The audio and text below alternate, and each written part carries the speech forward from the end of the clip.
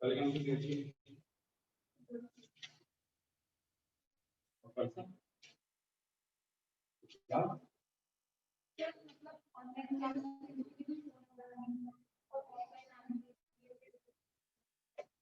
Class देख लिया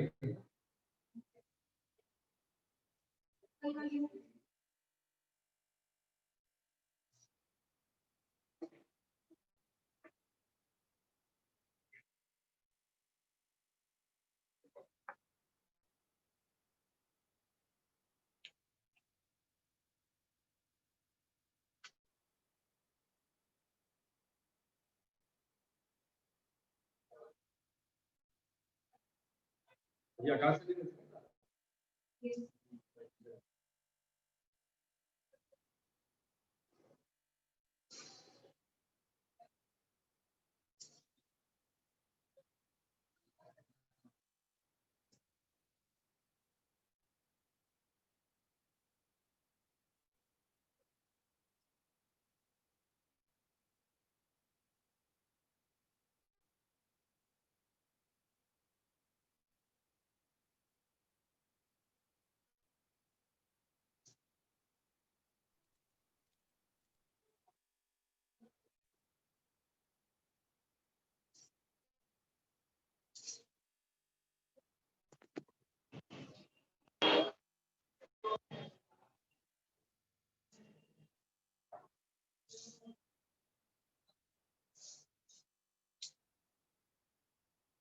last क्या डिस्कस किया था हम लोगों ने तो प्रोजेक्टाइल मिलेगा ऐसे ही रिड्यूस मास का कांसेप्ट बता दो वीडियो ऑन कर लीजिए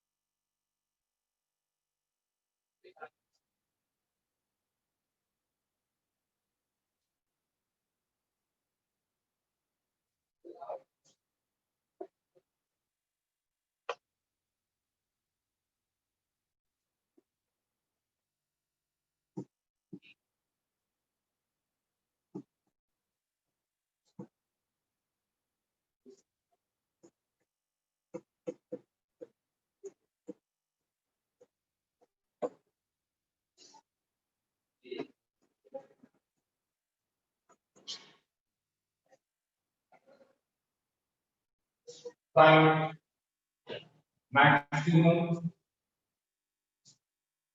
elongation and compression. Find maximum elongation and compression. इस स्प्रिंग में कितना मैक्सिमम एलोकेशन होगा और कितना मिनिमम कंप्रेशन ये हमें फाइंड आउट करना है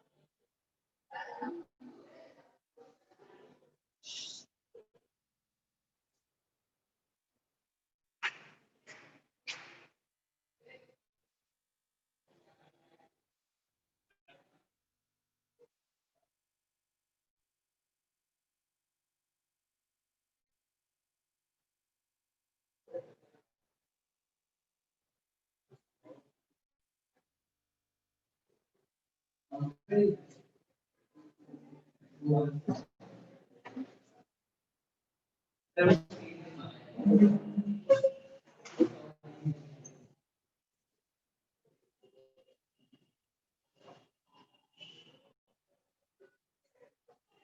किसी का?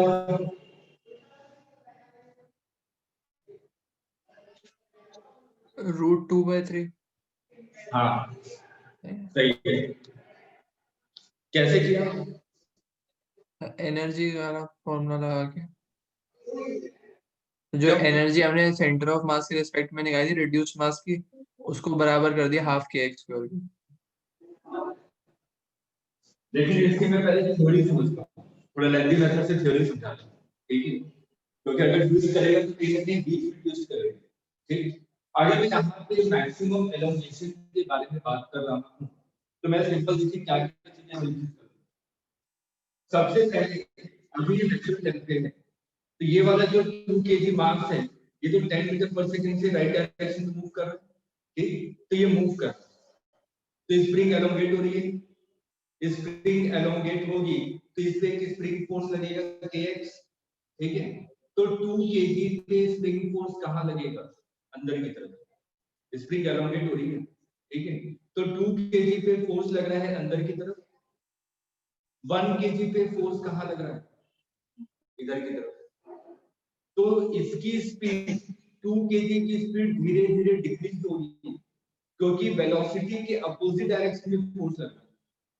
लेकिन अगर मैं 1 kg पे देखूं तो 1 kg पे जो फोर्स है वो राइट डायरेक्शन में, तो इसकी स्पीड क्या होगी? इंक्रीज होगी और इसकी स्पीड क्या होगी? डिक्रीज होगी, ठीक? एक ऐसा टाइम आएगा जब दोनों की स्पीड क्या हो जाएगी? बराबर। ये डिक्रीज कर रहा है ना इसकी स्पीड और इसकी स्पीड इंक्रीज हो रही है। एक ऐसा टाइम आ सकता है ना जिस समय दोनों की स्पीड बराबर हो, ठीक है? दोनों की स्पीड मान लीजिए बराबर है, उसके बाद की बात करें, ठीक है? उसके बाद इसकी स्पीड क्या हो रही है? डिक्रीज हो रही है, इसकी स्पीड तो कंटिन्यूअसली डिक्रीज हो रही है। तो दोनों की स्पीड जैसे ही बराबर हुई उसके बाद इसकी स्पीड और कम हुई, इसकी स्पीड बढ़ी, तो 1 kg की स्पीड 2 kg के रेस्पेक्ट में ज्यादा है, तो दोनों के बीच में सेपरेशन कम होगा या बढ़ेगा? कम होगा, ठीक? तो इसका मतलब अब इन दोनों के बीच की सेपरेशन कम हो रही है क्योंकि पीछे वाले की स्पीड ज्यादा हो गई, अब सेपरेशन कम होगा। तो मैंने कंक्लूजन क्या निकाला कि दोनों के बीच में जब स्पीड बराबर होगी उसी समय मैक्सिमम एलोंगेशन हुआ होगा। इसकी स्पीड धीरे धीरे डिक्रीज हो रही है, इसकी स्पीड धीरे धीरे इंक्रीज हो रही है। इसकी स्पीड ज्यादा है तो ये क्या करेगा? इसके रेस्पेक्ट में आगे मूव कर रहा होगा क्योंकि इसकी स्पीड ज्यादा है, ठीक? एक ऐसा टाइम आएगा जब दोनों की स्पीड बराबर होगी, ठीक है? अब मैंने कहा कि इसकी स्पीड कम हो गई और इसकी स्पीड ज्यादा हो गई, तब तो ये डिस्टेंस कम होती जाएगी। इसका मतलब मैक्सिमम एलोंगेशन कब था? जब दोनों ब्लॉक की स्पीड क्या थी? c, ठीक है? और उसके बाद इसकी स्पीड बढ़ रही है कंटिन्यूअसली, इसकी स्पीड डिक्रीज हो रही है, तो जब दोनों की स्पीड बराबर हो जाएगी मैक्सिमम एलोंगेशन पे होगा, उसके बाद दोनों के बीच डिस्टेंस कम होना स्टार्ट हो जाएगी, ठीक है? अब मैं क्या कर रहा हूं? सेंटर ऑफ मास के रेस्पेक्ट में एनालिसिस करता हूं। सेंटर ऑफ मास के रेस्पेक्ट मैंने कहा जब दोनों की स्पीड बराबर हो गई, 1 kg की स्पीड हुई है, 2 kg इसकी स्पीड भी दी है, इसमें मैक्सिमम एलोंगेशन है तो मैंने कहा L + x में मैक्सिमम L से x ज्यादा, ठीक? मैक्सिमम एलोंगेशन के केस में दोनों की स्पीड बराबर होगी। इसके बाद इसकी स्पीड डिक्रीज हो रही है, इसकी स्पीड तो कंटिन्यूअसली इंक्रीज हो रही है क्योंकि kx इधर है, ठीक है? तो इसकी स्पीड इंक्रीज होगी तो अब क्या करेगा? दोनों के बीच की सेपरेशन कम होती जाएगी, ठीक है? अब सेपरेशन कम होगा तो नेचुरल लेंथ पे पहुंचेगा, नेचुरल लेंथ पे पहुंचने के बाद कंप्रेशन स्टार्ट होगा। जब कंप्रेशन स्टार्ट होगा तो 1 kg पे फोर्स कहां लगेगा? बाहर की तरफ, ठीक है, तो 1 kg की स्पीड क्या होगी, डिक्रीज। 2 kg पे kx कहां लग रहा होगा, इधर की तरफ, तो 2 kg की स्पीड क्या होगी, इंक्रीज। ठीक है, ये कम, ये मिनिमम पे आ गया, तो मिनिमम पे होगा तो उस समय दोनों की वेलोसिटी क्या रहेगी, सेम। तो जब मैक्सिमम एलोंगेशन पे है उस केस में भी क्या है, दोनों की स्पीड बराबर है। जब कंप्रेशन पे है उस समय भी दोनों की स्पीड क्या है, बराबर है। ये मेरे को ग्राउंड फ्रेम में ऐसा नजर आ रहा है। अब थोड़ा सेंटर ऑफ मास पे बैठ जाइए आप, ठीक है, क्योंकि आपने लर्निंग पूरी पढ़ी हुई है, इससे मैं इसको समझा सकता हूँ। अगर मैं सेंटर ऑफ मास पे बैठ जाऊं, मान लीजिए सेंटर ऑफ मास यहाँ पे नहीं है, यहाँ पे ऑब्जर्वर बैठा हुआ सेंटर ऑफ मास, तो ये तो अपने आप को रेस्ट मानेगा। तो मैं क्या कहूंगा, स्प्रिंग मैक्सिमम एलोंगेशन फिर compression, maximum elongation compression, maximum elongation compression. इसका मतलब ये एसएचएम कर रहा है। अगर मैं सेंटर ऑफ मास पे बैठा हूं तो सेंटर ऑफ मास के रिस्पेक्ट में ये दोनों ब्लॉक्स क्या कर रहे हैं, एसएचएम। अगर दोनों ब्लॉक्स एसएचएम कर रहे हैं तो एसएचएम में आपको पता है कि एनर्जी कंजर्व रहती है। आइडियल एसएचएम की बात करें तो फ्रिक्शन नहीं है, ठीक है, तो एसएचएम में मैक्सिमम एलोंगेशन होगा तो उसमें सिर्फ और सिर्फ क्या होती है, पोटेंशियल एनर्जी। मिनिमम कंप्रेशन होगा उस समय भी क्या होती है, सिर्फ और सिर्फ पोटेंशियल एनर्जी। काइनेटिक एनर्जी किसमें कन्वर्ट होती है, पोटेंशियल एनर्जी। यही होता है सेंटर ऑफ मास के रेस्पेक्ट में, तो ये सब चीजें नजर आ रही है, ये हो रहा है। लेकिन जो ग्राउंड फ्रेम में बैठा होगा उसको क्या नजर आएगा, ऐसा होने वाला आगे बढ़ता जाता है, ठीक है। तो इसलिए हम लोगों ने रिड्यूस मास का कॉन्सेप्ट देखा है। अगर मैं इसी क्वेश्चन को थोड़ा लेंथी मेथड से करना चाहूं तो मैं क्या लिखूंगा, net force on the system zero है ना, क्योंकि इस पे kx इस डायरेक्शन में लग रहा है, इस पे kx इस डायरेक्शन में लग रहा है, तो net force on the system zero है। इसका मतलब मोमेंटम कंजर्व है, initial momentum is equal to final momentum. तो ये जो मोमेंटम है इस मोमेंटम के इक्वल होगा, तो यहां से मुझे v की वैल्यू मिल जाएगी। उसके बाद मैं क्या करूंगा, initial energy is equal to final energy, answer आ गया। लेकिन इसको एक लाइन में सॉल्व करना चाहता हूं तो मैं क्या लिखूंगा, रिड्यूस मास का कांसेप्ट लिखूंगा। मैं क्या लिखूंगा, जो भी टोटल एनर्जी थी सिस्टम की काइनेटिक एनर्जी के फॉर्म में, वो पूरी की पूरी किस में कन्वर्ट हो जानी चाहिए, potential energy of the spring. तभी तो मैक्सिमम एलोंगेशन पे होगा, ठीक है। तो मैं सिंपल क्या लिखूंगा, r m1 m2 divided by m1 plus m2 into b square b dt is equal to half kx square, है ना। अब थोड़ा सा एसएचएम को और अच्छे से याद करें। एसएचएम को हम लोग याद करते हैं तो मेरे को पता है कि जितना मैक्सिमम बाहर जाएगा उतना ही अंदर भी आएगा। ऐसा थोड़ी ना कि बाहर जाता है 5 मीटर तो अंदर आएगा 1 मीटर, तो एनर्जी कंजर्व रहेगी, ठीक है। एम्पलीट्यूड बराबर होता है, जितना प्लस में जाएगा उतना ही माइनस में भी आता है, यही करते हैं, ठीक है। तो मीन पोजीशन के बाद हमेशा क्या करता है, एम्पलीट्यूड इक्वल होता है। इसलिए जितना यहां से x की वैल्यू आएगी जो भी, वो आपकी मैक्सिमम कंप्रेशन डिग्री है और मैक्सिमम एलोंगेशन डिग्री, ठीक है। जनरल जो आपने लिखा है, जो मैंने समझाया उसको मैं बड़ी में लिखे, क्योंकि ये क्वेश्चन दूंगा उसको मैं रिड्यूस मास के कांसेप्ट से नहीं कर पाऊंगा, मेरे को लेंथी से ही करना पड़ेगा, इसलिए कॉन्सेप्ट प्लीज नोट कर लीजिए।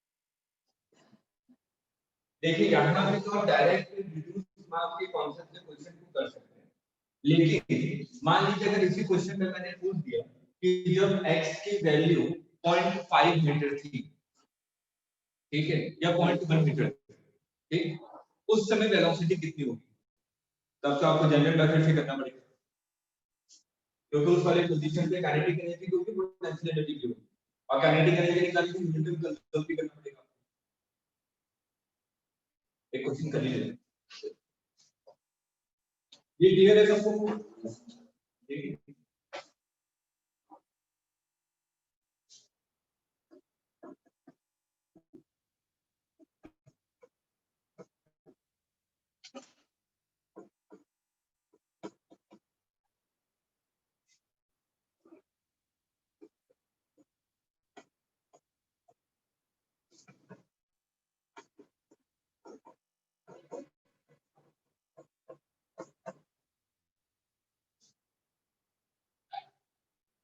find speed of law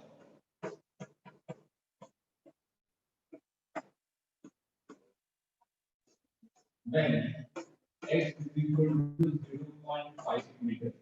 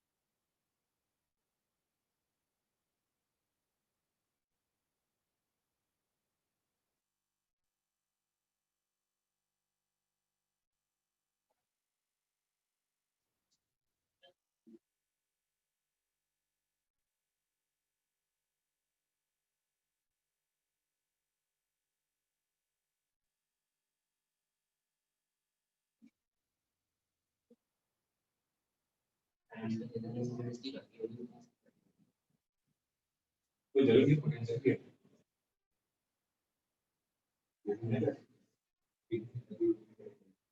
क्योंकि स्प्रिंग भी है।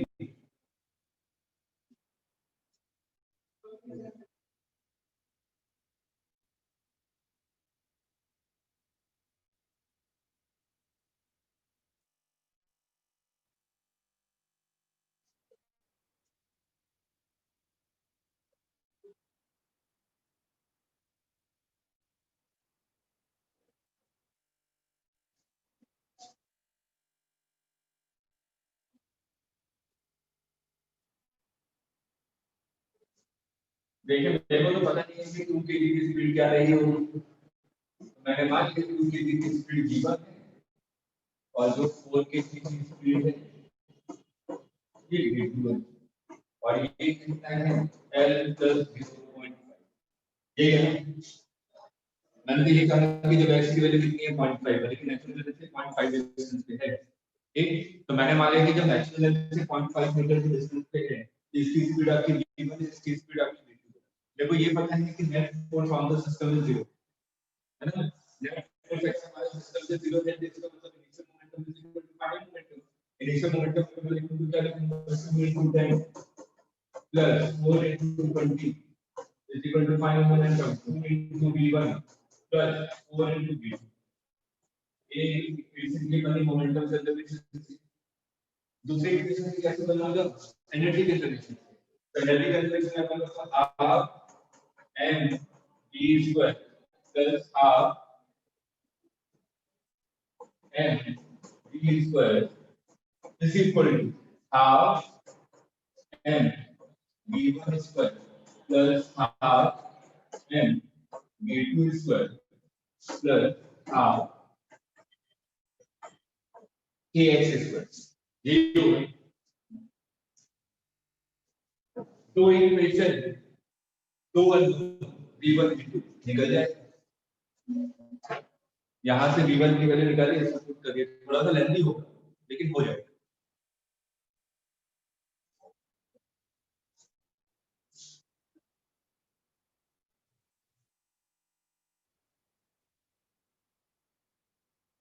क्लियर है?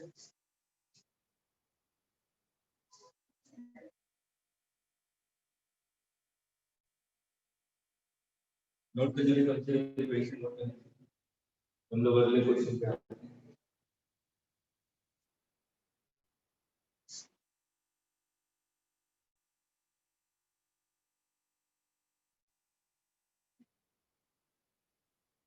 नोट कर लिया?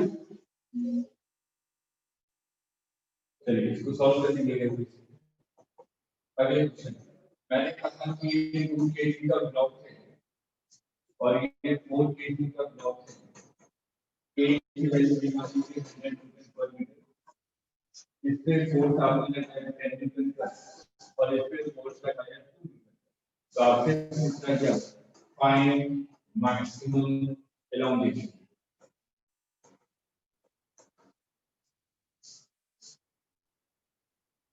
यस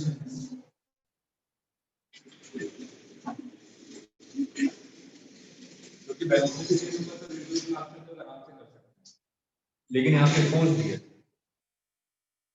सोचिए, थोड़ा सोचिए क्या करें।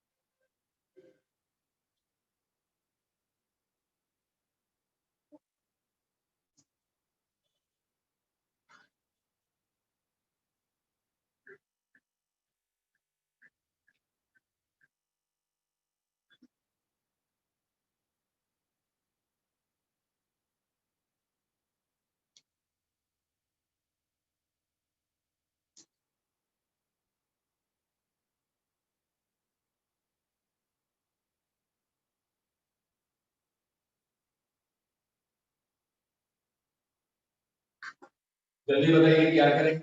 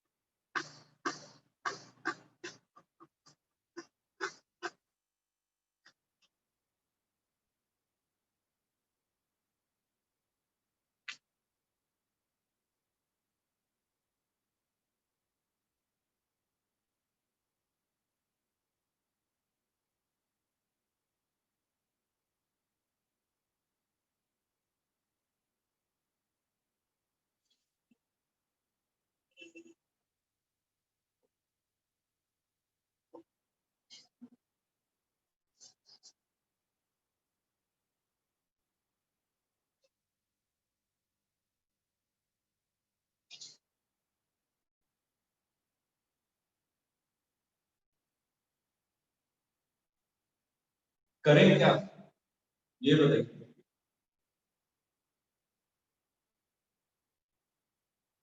अनुष्का बताइए।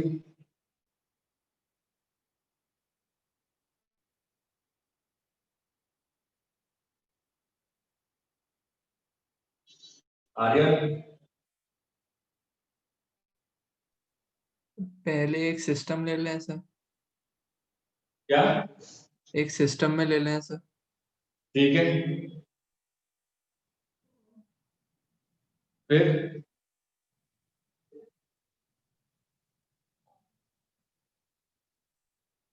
सर हो ही जाता अगर पता होता तो। अच्छा चलिए देखिए यहाँ पे A1 निकाल इसका एक्सेलरेशन ये कितना जाएगा मास सॉरी फोर्स ऑफ इस डायरेक्शन में इसका एक्सेलरेशन कितना जाएगा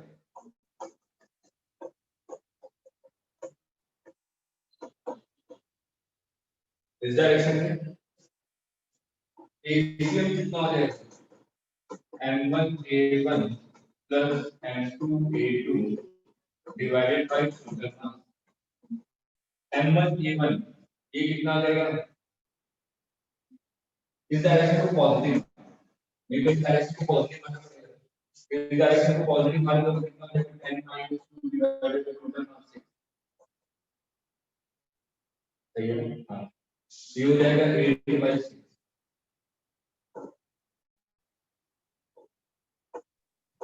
तो सर 8/6 तो सर हम वैसे भी निकाल सकते हैं ना FBD बना के हां पूरा सिस्टम मान के 8 न्यूटन उधर मान के भी तो निकाल सकते हैं वो तो इत्तेफाक से आ गया उसको कहेंगे इत्तेफाक हाँ मेरा उससे भी ठीक है। 8/6 आ रहा है वो इत्तेफाक से आ गया क्यों क्योंकि अगर वो स्प्रिंग होता तब तो ठीक था ये स्प्रिंग नहीं है बीच में स्प्रिंग लगा हुआ है ठीक वो गलती से लेकिन कॉन्सेप्ट गलत है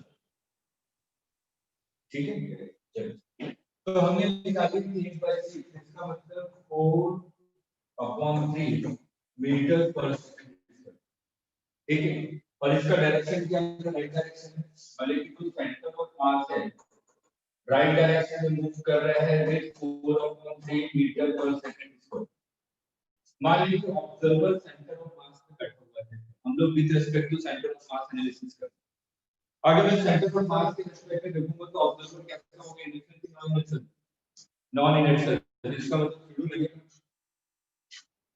2 kg ब्लॉक पे 2 kg ब्लॉक पे पहले से तो 2 मीटर तो नहीं निकलता लेकिन एक शुरू भी लगेगा किस डायरेक्शन में पॉजिटिव डायरेक्शन में कितना हो जाएगा मास इनटू एक्सीलरेशन 8/3 सही है उसके बाद हम लोग 4 kg वाले ब्लॉक पे आ गए 4 kg वाले ब्लॉक पे आ गए इधर बाहर की तरफ लगना सकते हैं ऑब्जर्वर इस डायरेक्शन में मूव कर रहे हैं इसमें शुरू कहां लगेगा वो उसी डायरेक्शन में 4/3 वाले 16/3 न्यूटन ठीक है तो मैं रिजल्टेंट फोर्स लिखता हूं अब मैं यहां पर अगर 2 kg के रिजल्टेंट फोर्स देखूं तो रिजल्टेंट फोर्स लेफ्ट डायरेक्शन में कितना हो जाएगा 14/3 और मैं 4 kg के एक्चुअली रिजल्टेंट फोर्स देखूं तो 10 माइनस ये 14/3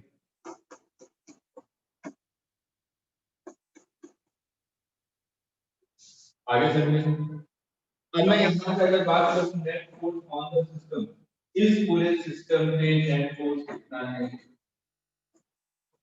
0 अगर नेट फोर्स 0 है इसका मतलब एसीएम क्या है 0 एसीएम तो है 0 with respect to centre of mass बात करूं तो ऑब्जर्वर तो रेस्ट पे है ठीक है तो इसका मतलब मैंने कहा कि 2 kg पे 14/3 न्यूटन का फोर्स लग रहा है और 4 kg पे भी 14/3 न्यूटन का फोर्स लग रहा है with respect to centre of mass के रिस्पेक्ट में ठीक तो आपने मान लिया ये जो 4 kg पे 14/3 न्यूटन का फोर्स लग रहा है इसने इसको डिस्प्लेस कराया x1 मान सकता हूं ना इसके कारण ये x1 डिस्प्लेस किया होगा और मैंने मान लिया कि 2 kg कितना मूव किया इस फोर्स के कारण x2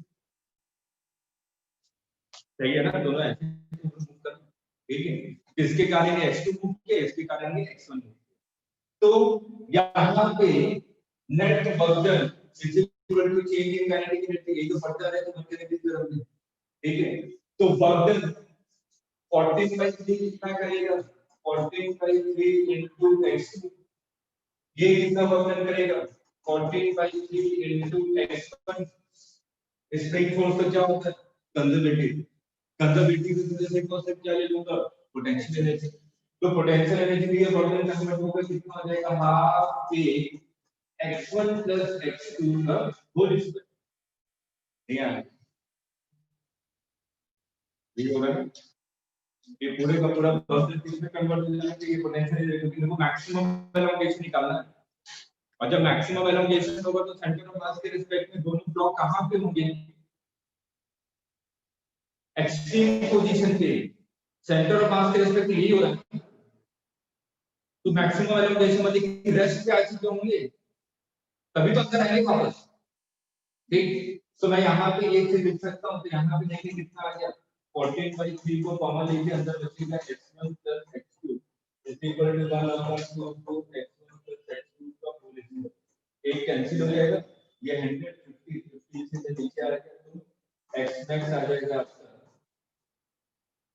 50 14 डिवाइडेड बाय 3 कैलकुलेशन में चेक करिए 3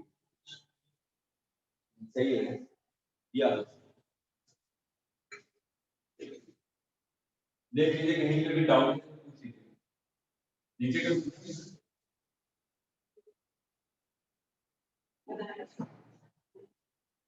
ये किया हमने। अच्छा क्वेश्चन है, ध्यान से सुनिए मेरा कंसंट्रेशन।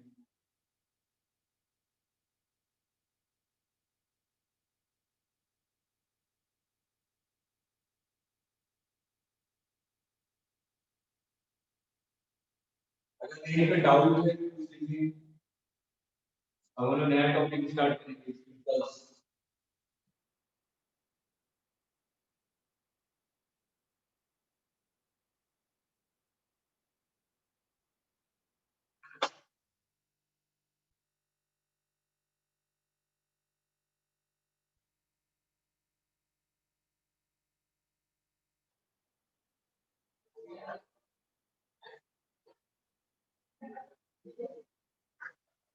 क्लियर है?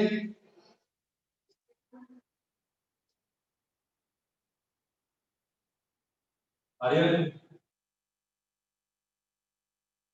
ठीक है, आप दोनों का क्लास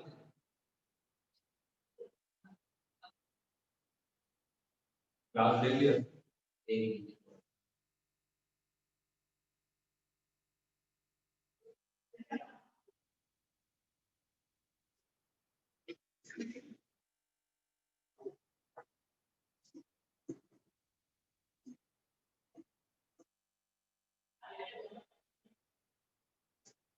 आप देखिए इम्पल्स, इम्पल्स को तो बेसिकली डिफाइन करते हैं, क्या डिफाइन करते हैं? Force which acts for a very short duration. ऐसा फोर्स जो कि बहुत शॉर्ट ड्यूरेशन के लिए एक्ट करे उसको हम लोग क्या कहते हैं? इम्पल्स। जैसे कि मान लीजिए ये ग्राउंड है, एक बॉल आया 1 kg का बॉल है, ये 2 kg मान लीजिए 2 kg का बॉल है 10 मीटर पर सेकंड से टकराने के बाद 1 kg ले लेते हैं, थोड़ा कैलकुलेशन 10 मीटर पर सेकंड आपने कहा 1 kg का बॉल है, टकराने के बाद ये बॉल ऊपर जा रहा है 10 मीटर पर ऐसा हो। और जो पॉइंट ऑफ कांटेक्ट है, लाइक ड्यूरेशन ऑफ कांटेक्ट है, आपका पॉइंट है 0.1 कोलिजन का टाइम बहुत कम होता है, कितना होता है?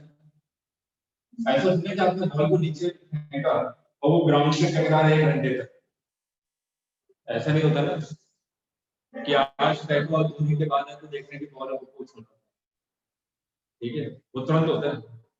ठीक, तो अगर मैं यहाँ पे ड्यूरेशन ऑफ कांटेक्ट के बारे में बात करूँ तो जो ड्यूरेशन ऑफ कांटेक्ट होता है वो बहुत ही स्मॉल, तो मैंने ऐसे जनरल डेटा लिया, ये थ्योरी है लेकिन इसको डेटा लेके समझा रहा हूं ताकि थोड़ा सा विजुअलाइज कर सके हाँ ऐसा होता है एक्चुअली।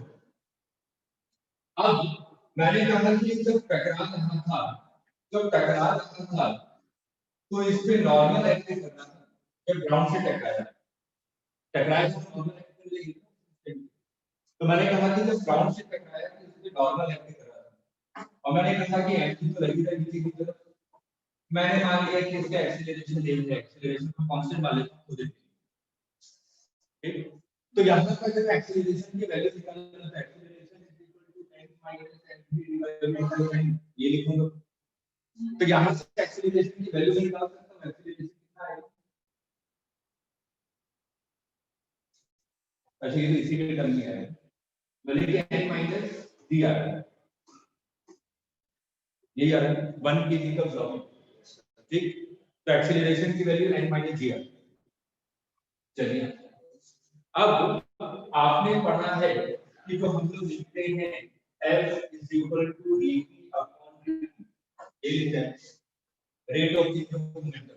तो अगर मैं यहाँ पे लिखूं f dt is equal to dt, अगर मैं इसको इंटीग्रेट कर दूं तो मैं कहूंगा कि f dt integration is equal to delta p, है ना। और ये जो शॉर्ट ड्यूरेशन के लिए फोर्स लग रहा है इसी को हम लोग क्या कहते हैं, इंपल्स। ये डेफिनेशन है मेरे पास, ठीक है। तो ये जो शॉर्ट ड्यूरेशन के लिए लग रहा है मैंने कहा कि ये इंपल्स।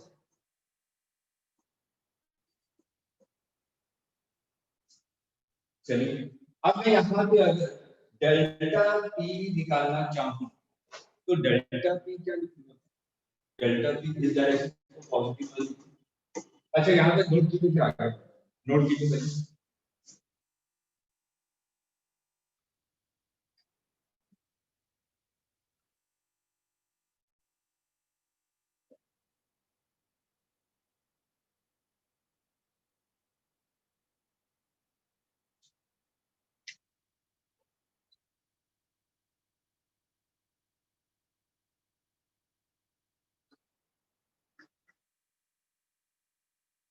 देखिए चलिए देखिए मैं यहाँ पर जो आपने लिखा v is equal to u plus at, ये इक्वेशन वैल्यू करके जब एक्सीलरेशन कांस्टेंट है, मैंने अभी थोड़ी देर के लिए मान लिया है कि जो स्ट्राइक किया था उस समय जो ऊपर की तरफ एक्सीलरेशन आ रहा था वो कांस्टेंट था, ठीक है।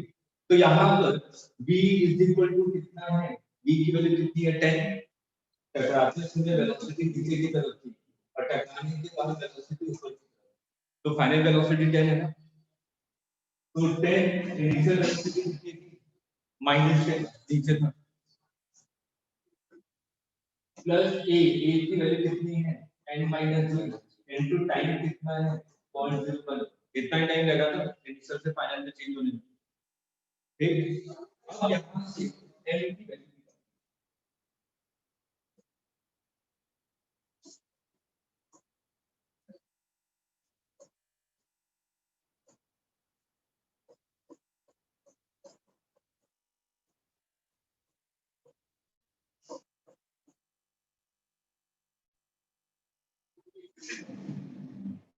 सही किया।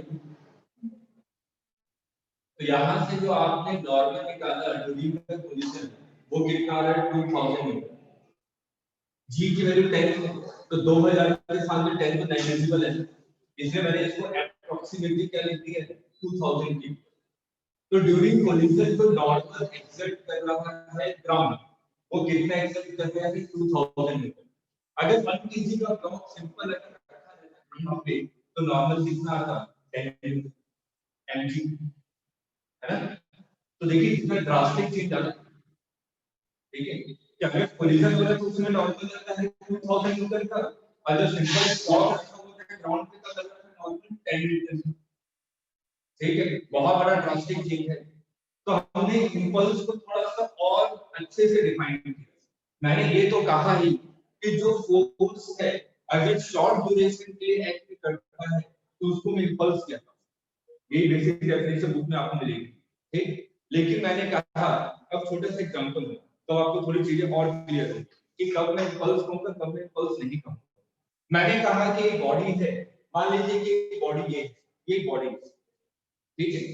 इस बॉडी पे मैं क्या कर रहा हूं 2 न्यूटन का फोर्स लगा रहा हूं for a very short duration 0.1 second के लिए, मैंने ऐसे फोर्स लगा, इस बॉडी को कोई फर्क पड़ा नहीं क्योंकि फोर्स का मैग्नीट्यूड बहुत छोटा था 2 न्यूटन, मैंने उंगली से इसको टच किया, इस बॉडी पे कोई फर्क नहीं पड़ा, रेस्ट पे तो रेस्ट पे किया है। लेकिन अगर ये बॉडी है इस पे मैं 2000 न्यूटन लगा,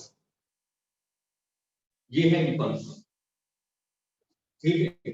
मतलब कि अगर मैं हायर अमाउंट ऑफ फोर्स लगाऊं फॉर अ शॉर्ट ड्यूरेशन में उसी को इंपल्स कहूंगा, हर एक फोर्स को इंपल्स नहीं कर सकता जो शॉर्ट ड्यूरेशन के लिए लगा, फोर्स का मैग्नीट्यूड काफी हाई होना चाहिए। और एग्जांपल यहां पे आपको प्रूफ भी होगा कि ड्यूरिंग कोलिजन जो नॉर्मल लग रहा है जो ग्राउंड लगा के वो कितना लगा है 2000 न्यूटन है, सिंपल अगर ग्राउंड पे रखा तो लगा था 10 न्यूटन, तो मैं 10 न्यूटन को इंपल्स नहीं कह रहा, मैं 2000 न्यूटन को इंपल्स कह रहा हूं। तो उसी में एग्जांपल ये लगा, मैं 2 न्यूटन का फोर्स है बॉडी के स्पीड एक्सीलरेशन के वेलोसिटी पे कोई फर्क नहीं पड़ेगा। लेकिन अगर यहां पे मैं 2000 न्यूटन का फोर्स है तो इसका एक्सीलरेशन वेलोसिटी सब चेंज हो जाएंगे। अब अगर मैंने कहा कि किसी भी बॉडी पे मैं 2 न्यूटन का फोर्स लगा रहा हूं फॉर 30 डेज, 30 दिनों के लिए लगा रहा हूं फॉर अ लॉन्ग ड्यूरेशन, ठीक है। अगर मैं 2 न्यूटन का फोर्स बहुत लंबे समय के लिए लगाऊं, तब क्या बॉडी की वेलोसिटी एक्सीलरेशन इन सब पे फर्क पड़ेगा? पड़ेगा। अब पड़ेगा क्योंकि ड्यूरेशन बढ़ा दिया मैंने, ठीक है। सिंपल सा है। अभी एक उंगली से मैं आपको ऐसे कर, आपको कोई फर्क नहीं पड़ेगा। एक उंगली पे ऐसे किया, कोई फर्क नहीं पड़ा। देखिए एक उंगली को लगातार लगाओ 30 दिनों तक, छेद हो जाएगा सर में, ठीक है। कंटिन्यूसली लगाए तो एग्जांपल समझ आ रहा है, ठीक है। तीसरे अगर मैं 2 न्यूटन फोर्स को लॉन्ग ड्यूरेशन के लिए लगाऊं तो पार्टिकल के वेलोसिटी एक्सीलरेशन सब पे कोई फर्क नहीं पड़ेगा। लेकिन अगर 2 न्यूटन फोर्स को लॉन्ग ड्यूरेशन के लिए लगाऊं, सॉरी गलत मुझे लगता है, 2 न्यूटन फोर्स को अगर मैं शॉर्ट ड्यूरेशन के लिए लगाऊं तो स्पीड वेलोसिटी सब पे कोई फर्क नहीं पड़ने वाला। लेकिन अगर 2 न्यूटन को अगर मैं लॉन्ग ड्यूरेशन के लिए लगाऊं तो उसकी वेलोसिटी एक्सीलरेशन सब पे फर्क पड़ सकता है। बहुत ज्यादा नहीं पड़ेगा लेकिन पड़ेगा थोड़ा, ठीक है। लेकिन अगर 2000 न्यूटन का फोर्स 0.1 सेकंड के लिए लगाऊं तो मैं कहूंगा कि हाँ उसके स्पीड एक्सीलरेशन सब पे फर्क पड़ेगा, ठीक। लेकिन अगर 2000 न्यूटन का फोर्स मैं 2 साल तक लगाऊं, अब क्या कितना फर्क पड़ेगा? बहुत ज्यादा। यही कॉन्सेप्ट यूज होता है रॉकेट प्रोपल्शन में। क्योंकि अगर यहाँ से अगर आपको मंगल ग्रह के किसी सैटेलाइट को भेजना है तो कंटिन्यूएशन में उसको फोर्स चाहिए, तो वो 1-1.5 साल के बाद पहुंचता वहां पे मंगल पे। पढ़ा है ना, थोड़ा बहुत पढ़ते हैं, टीवी वगैरह देखते होंगे। तो अगर रॉकेट प्रोपल्शन में एक कॉन्सेप्ट यूज होता है कि वहां पे हम लोग इंपल्स फोर्स के बारे में बात करते हैं। वर्ड अगर किसी स्टैंडर्ड बुक को पढ़ेंगे तो वहां से आपको इंपल्स वर्ड नजर आएगा कि impulse for a very long duration. Impulse का मतलब ये होता है कि फोर्स का मैग्नीट्यूड बहुत हाई है, क्योंकि रॉकेट को अर्थ की ग्रेविटेशन फील्ड से बाहर निकलना है, तो हाई अमाउंट ऑफ फोर्स चाहिए उसको कंटिन्यूएशन। अगर शॉर्ट ड्यूरेशन के लिए दिया तो कोई फायदा नहीं मिलेगा, रॉकेट जाएगा तो वापस नीचे आएगा। अर्थ की फील्ड से बाहर निकलना है तो मतलब कि 2000 तो बहुत छोटी वैल्यू हो रही है रॉकेट के लिए, हो सकता है 2 लाख, ठीक है। कि 2 लाख मीटर तक फोर्स चाहिए उसको 3 साल तक, तब जाके कहीं पहुंचेगा वो किसी ग्रह पे। आ रहा समझ में? लिख लीजिए थोड़ी बहुत कहानी जो बताइए।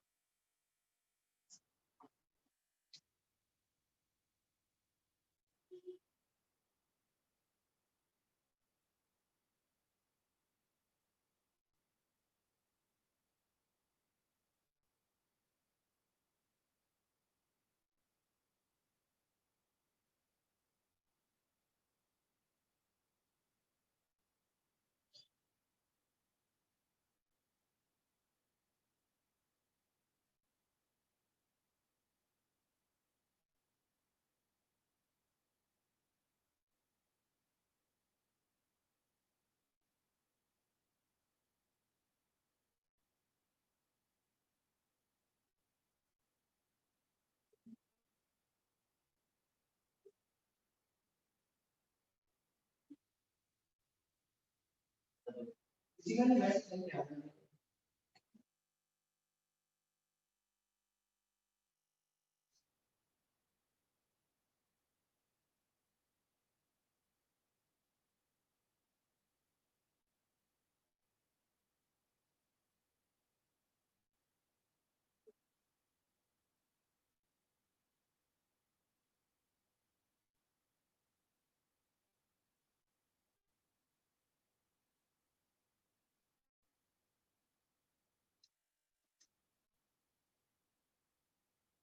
देखिए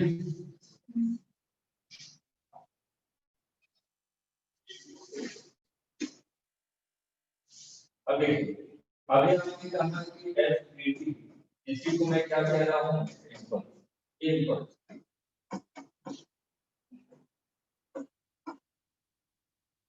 अब जैसे कि याद कीजिए जैसे कि सेंटीमीटर करंट कितना है तो मैं क्या लिखता हूँ dQ/dt ठीक है अगर मेरे को एवरेज करंट कितना है तो मैं क्या लिखता हूँ delta Q divided by delta कितना charge flow over delta T time तो अगर मेरे को यहाँ पर I एवरेज निकालना है इससे हम मल्टीप्लाई कीजिए तो dQ इज इक्वल टू क्या हो जाएगा I dt अगर मैं इंटीग्रेट करूँ तो मेरे को क्या मिलेगा delta Q is equal to integration of I dt देखो अगर I एवरेज निकालना है तो I average is equal to delta Q की value integration of I dt divided by dt का इंटीग्रेशन मतलब डेल्टा Q यही होगा ठीक थोड़ा मैथ सीख रहे हैं अब उसी तरीके से अगर मेरे को एवरेज फोर्स निकालना है तो एवरेज फोर्स में क्या लिख सकता हूं average force is equal to I dt मतलब कि F dt integration divided by integration of ठीक है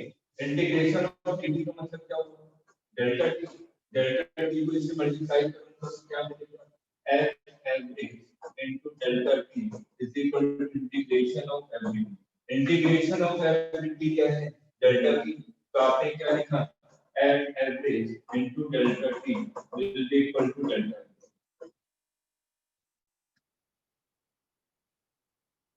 भाई आपने पढ़ा भी था average force is equal to rate of change document वही तो लिखा delta t upon delta t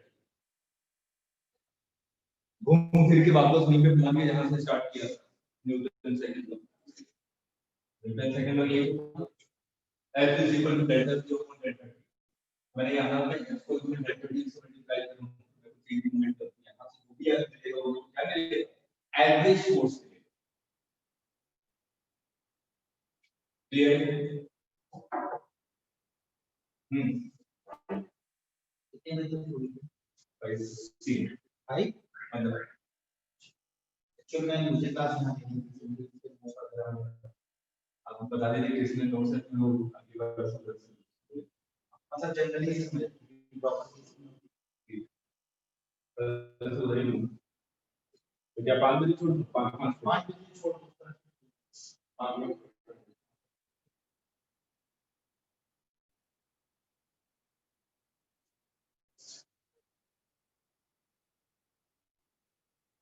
note कर दिया तो देखिए अभी जो आपने क्वेश्चन किया था मैंने कहा कि ये आपका आ रहा है 10 मीटर पर सेकंड टकराने के बाद ऊपर चला गया 10 मीटर पर सेकंड से अगर मैं यहां पे चेंज मोमेंटम निकालूं फाइनल मोमेंटम कितना 1 into ये माइनस इनिशियल मोमेंटम कितना है 1 into 10 क्योंकि सारे डायरेक्शन को नेगेटिव मान लो ना तो इस साल को पॉजिटिव मान लो तो ये कितना आ जाएगा 20 एक डेल्टा क्यू की वैल्यू 20 आ गई तो ये देखो पता है डेल्टा क्यू क्या होता है डेल्टा यहाँ से L एवरेज अगर मैं निकालूं तो 20 डिवाइडेड बाय 0.01 या 2000 वही चीज आ गई वापस ठीक है जो भी हम लोगों ने एक्सीलरेशन वाले कॉन्सेप्ट से निकाला था और जब हम लोगों ने सिंपल इंटीग्रेशन वाले कॉन्सेप्ट से निकाला एक चीज यहाँ पे सोचने वाली है कि यहाँ पे मैंने क्या किया mc को नेगलेक्ट किया याद कीजिए जब अभी हम लोग ने एक्सीलरेशन वाले कॉन्सेप्ट से निकाला था तो यहाँ पे आया था 2000 प्लस 10 मतलब mg 1 है ना तो मैंने कहा था कि 2000 के कंपैरिजन में जो 10 है वो आपका नेग्लिजिबल ठीक तो मैंने सिंपल इसको क्या ले लिया था नॉर्मल इज इक्वल टू 2000 तो मैंने एक कॉन्सेप्ट यहाँ पे लिखा कि किसी भी क्वेश्चन को अगर को पिक करना है तो मैं ड्यूरिंग कोलिजन देखूंगा कि कौन-कौन से फोर्सेस एक्ट कर रहे हैं एक चीज देखिए थ्योरी में थोड़ा सा टाइम लगता है समझाने में ठीक है लेकिन क्वेश्चन में एक दो क्वेश्चन आपको क्लियर हो जाता है कि कुछ भी करना है क्वेश्चन में इतनी सारी चीजें नहीं है क्वेश्चन के एक दो लाइन का सॉल्यूशन होगा ठीक है मेन लेवल पे नहीं होगा ठीक लेकिन बस मैं एक कॉन्सेप्ट मैं बताना चाहता हूं कि अभी इतनी सारी चीजों में हमने 15 मिनट से कहानी पढ़ रहे हैं कि हमने सीखा क्या है इसमें हमने ये सीखा कि जब भी कोलिजन होगा तो उस समय जो भी फोर्स एक्सर्ट होगा वो इंपल्सिव इन नेचर होगा ड्यूरिंग कोलिजन ये हमने सीखा और ड्यूरिंग कोलिजन अगर तो फोर्स एक्सर्ट हो रहा है मैं एंटी बार अगर कोलिजन होगा तो ये फोर्स लगाएगा और ये वाली बॉडी इसमें फोर्स लगाएगी, तो ड्यूरिंग पोजीशन अगर कोई भी बॉडी आपस में कोलाइड करते हैं तो दोनों एक दूसरे पे नॉर्मल एक्सर्ट करेंगे। नॉर्मल का नेचर कैसा होगा? इंपल्सिव। इंपल्सिव की बेसिक डेफिनेशन पता चल गई। इंपल्सिव किसको कहते हैं? जिसमें high amount of force to short duration में।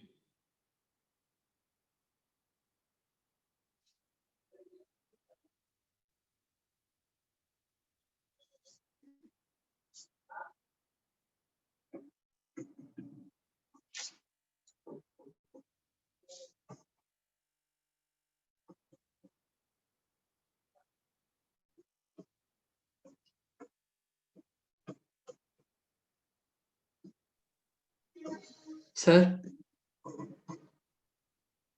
प्लीज सर थोड़ा धीरे बोलिए सर, आपकी आवाज तो ढंग से नहीं आ रही है, नहीं आई? तो बीच बीच में वर्ड्स गायब हो जाते हैं, समझ नहीं आता सर। ठीक है ठीक है ठीक है, धीरे धीरे बोलो। चलिए हम लोग इस पे आते हैं। पहले कहा कि बुलेट है, बुलेट का मास दिया हुआ है 500 है, ठीक है।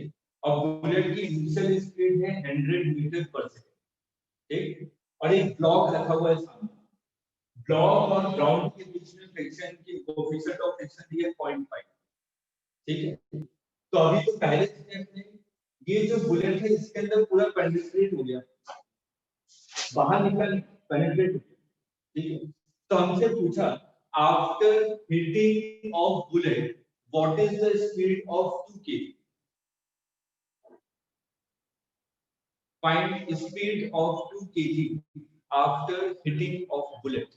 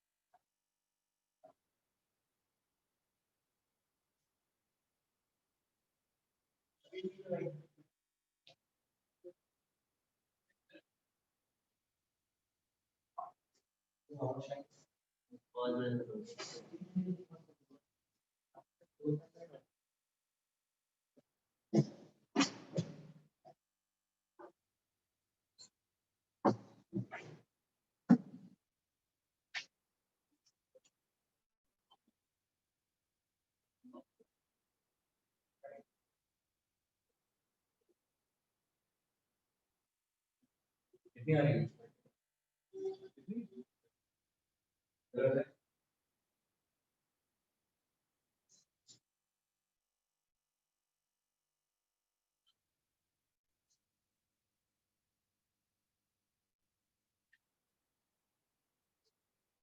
क्लाइंट क्या है? जल्दी आ रही है, सॉल्यूशन देखना है, लेकिन थियरी बहुत है। कितना आ रहा है?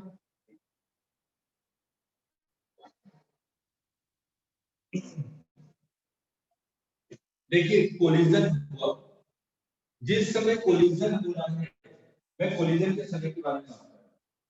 कोलिजन हुआ, ये बुलेट के 2 kg का ब्लॉक, इस पे फोर्स सीधा लगाएगा बुलेट, कोलिजन, ठीक है। ये इस पे फोर्स इस डायरेक्शन में लगा, तो जो 2 kg वाला ब्लॉक होगा इस पे फोर्स इस डायरेक्शन में लगाएगा, ये तो क्लियर है, ठीक। यहाँ पर अगर मैं बात करूं, ये जो n है इसका नेचर कैसा है? इंपल्सिव, ठीक है। मैं हर एक बार वैल्यू नहीं निकालता रहूंगा, ठीक है। तो मैंने कहा कि यहाँ पे जो n का नेचर है वो आपका इंपल्सिव है। इंपल्सिव है इसका मतलब इसका मैग्नीट्यूड बहुत बड़ा है, ठीक। मेरे पास एक और फोर्स है, फ्रिक्शन। फ्रिक्शन भी तो है, ब्लॉक मूव करेगा तो फ्रिक्शन एक्ट करेगा।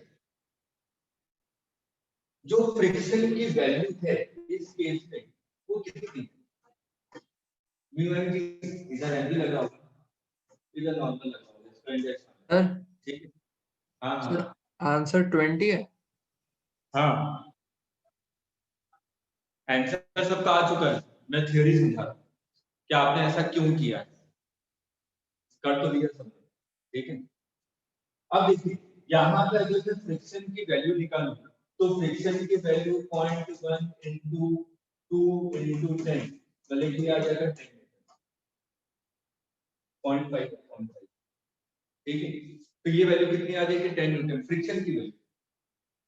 अब जो फ्रिक्शन है वो किसके कारण प्रोड्यूस हुआ, इस कांटेक्ट फोर्स के कारण आया फ्रिक्शन। ये जो कांटेक्ट फोर्स है एंडेज क्या ये इंपल्सिव है, नहीं, एंडेज तो सिंपल mg के इक्वल है, ठीक है, ग्राउंड पे रखा हुआ ठीक। तो ये जो एंडेज है वो इंपल्सिव नहीं है, तो क्या ये फ्रिक्शन इंपल्सिव है, नहीं, फ्रिक्शन इंपल्सिव नहीं है, इट इज नॉन इंपल्सिव।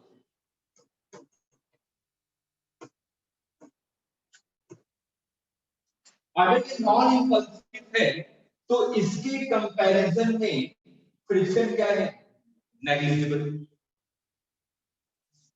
है कि नहीं, फ्रिक्शन नेग्लिजिबल है इस एंड के कंपैरिजन में। तो net force on the system, इस पूरे सिस्टम पे नेट फोर्स कितना इधर लग रहा है इधर लग रहा है, नेट फोर्स कितना हो गया 0। इससे कंजर्वेशन ऑफ मोमेंटम जो कि आप लोग आंसर निकाल के बैठे हैं, आगे समझिए, सोचना पड़ेगा, ठीक है। तो कई बार हो सकता है क्वेश्चन डायरेक्ट ना हो, हमें देखना पड़ेगा कि हाँ मोमेंटम कंजर्वेशन हो रहा है, क्लियर है। रीजन लिख लीजिए, आंसर आप लोग निकाल सकते हैं, देखो करने की आवश्यकता नहीं। अगला पार्ट भी कर लीजिए, बी पार्ट, इसको नोट कर लीजिए फिर अगला पार्ट।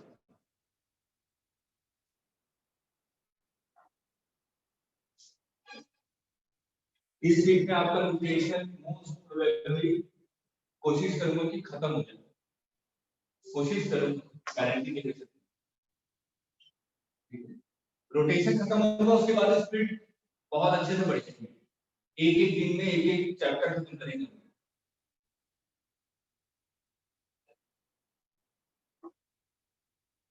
चलिए second part, find distance travelled by 2 before comes to rest, रुकने से पहले कितना डिस्टेंस कवर करेगा, रुकेगा ना, ये तो क्लियर है ना, रुकेगा क्योंकि फ्रिक्शन लग रहा है दूसरी डायरेक्शन में रुकेगा, ठीक है। तो बस निकाल लीजिए, सिंपल सा क्वेश्चन हो गया।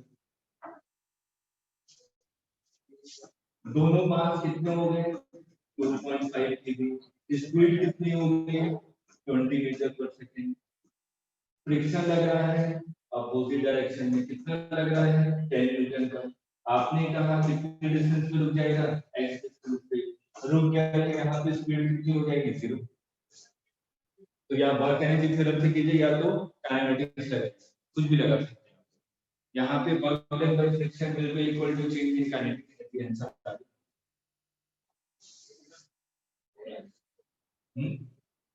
हो रहा है कि पक्की लग रहा है।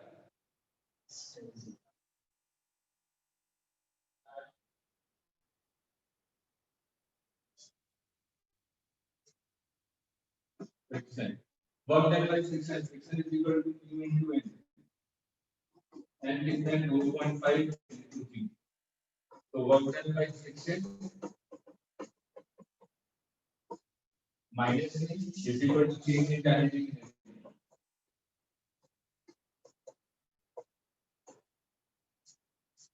Solve here as well.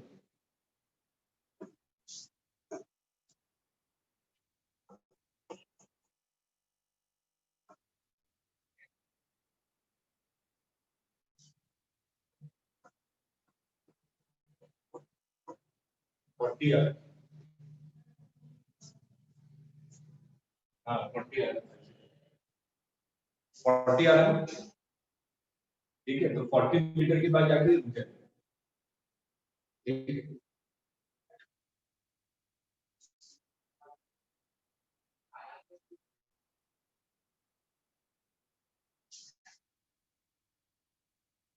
एक क्वेश्चन होमवर्क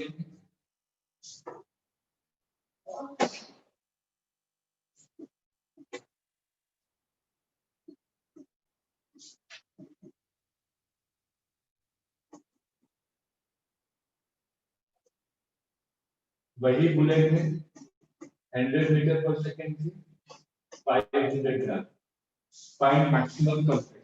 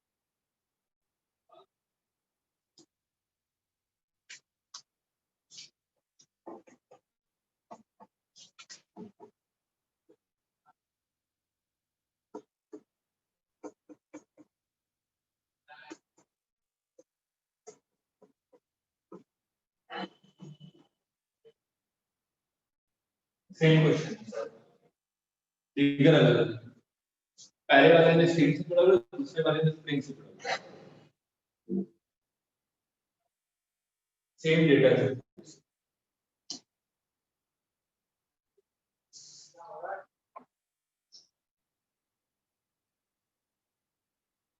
क्लियर है? ठीक है, इन दोनों क्वेश्चन को कीजिए, उसके बाद फिर हम लोग आ जाएंगे एक क्वेश्चन कोफिशिएंट ऑफ डिस्ट्रीब्यूशन के बारे में, जिसपे क्वेश्चन मेंस में 2-3 बार आए हैं, और अच्छे बने कि सिंपल क्वेश्चन, बहुत डिफिकल्ट क्वेश्चन, ठीक है, कॉन्सेप्ट लेवल पे क्वेश्चन आप लोग आराम से पिक कर सकते हैं, ठीक है। तो नेक्स्ट क्लास में पहले इसको देखेंगे, कहीं पे डाउट है मैं इन दोनों क्वेश्चन को डिस्कस करूंगा नेक्स्ट क्लास में, ये तो आप लोग आराम से कर सकते हैं, ठीक है, मेरे को पता है, मेरे को बस डिस्कस करना है ताकि आप जो जब भी क्वेश्चन है तो आप डायरेक्ट अप्लाई कर सकते हैं एक लाइन में कि कैसे अप्लाई करना है। थोड़ा सा थ्योरी में डिफरेंस है, वो मेरे को थ्योरी समझानी कि कहां पे डिफरेंस आता है, ठीक है। और उसके बाद कोएफिशिएंट ऑफ डिस्ट्रीब्यूशन, उसके बाद मोमेंट रॉकेट प्रोपल्शन, फिर moment of inertia. Moment of inertia खत्म होगा, उसके बाद ज्यादा नहीं बची हुई है, टॉर्क है, एंगुलर मोमेंटम है, रोलिंग है, खत्म, ठीक है। उससे पहले सेंटर ऑफ मास पे पूरा टाइम ले लेते हैं, सेंटर ऑफ मास पे बहुत कुछ बन जाता है, ठीक है। थोड़ी सी प्रैक्टिस रखिए, और फ्राइडे को हाँ फ्राइडे की टाइमिंग आपको क्या बता रहे थे, कितने बजे ले सकते हैं?